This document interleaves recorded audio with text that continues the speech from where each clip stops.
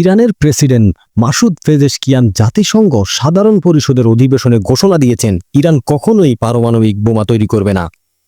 একই সঙ্গে তিনি ইউরোপীয় দেশগুলোর প্রতি তীব্র সমালোচনা করেছেন। বলেন তারা নিজেদের সৎ পক্ষ হিসেবে দেখালেও বাস্তবে যুক্তরাষ্ট্রের নির্দেশনায় কাজ করছে।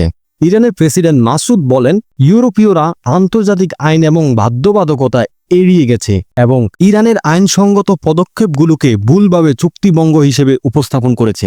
তিনি যুক্তরাষ্ট্র ও ইসরায়েলের আকস্মিক হামলার নিন্দা জানিয়েছেন, যা 12 দিনের যুদ্ধের সূচনা করেছিল এবং এতে ইরানের বহু জ্যেষ্ঠ সামরিক কর্মকর্তা নিহত হয়েছেন।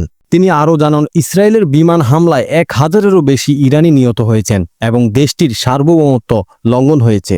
এই ঘোষণা এমন সময় এসেছে যখন যুক্তরাজ্য, ফ্রান্স ও জার্মানির উদ্যোগে শুরু হওয়া 30 দিনের প্রক্রিয়া 27 সেপ্টেম্বর শেষ হতে যাচ্ছে।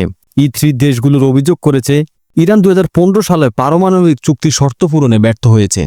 ফরাসি প্রেসিডেন্ট ইয়ানুয়েল মাখরোঁ পেজেশকিয়ানের সঙ্গে বৈঠকের পর সোশ্যাল মিডিয়ায় লিখেছেন চুক্তি এখনও সম্ভব। পেজেশকিয়ান জাতিসংঘে বলেন ইসরায়েলে প্রকাশ্যে গ্রেটার ইসরায়েল পরিকল্পনার কথা বলছে, যা ফিলিস্তিনি ভূখণ্ড দখল এবং প্রতিবেশী দেশগুলোকে রাফার জোন তৈরি করার উদ্দেশ্যে বহন করেছে।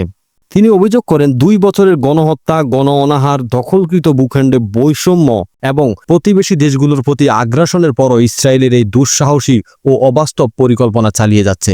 পেজেশকিয়ান ভাষণ শেষে আন্তর্জাতিক সম্প্রদায়কে আহ্বান জানিয়ে বলেন ইরান শান্তির সন্ধানে থাকা সব দেশের নির্ভরযোগ্য বন্ধু ও সঙ্গী। আসুন আমরা একসঙ্গে সংকটকে সুযোগে রূপান্তর করি।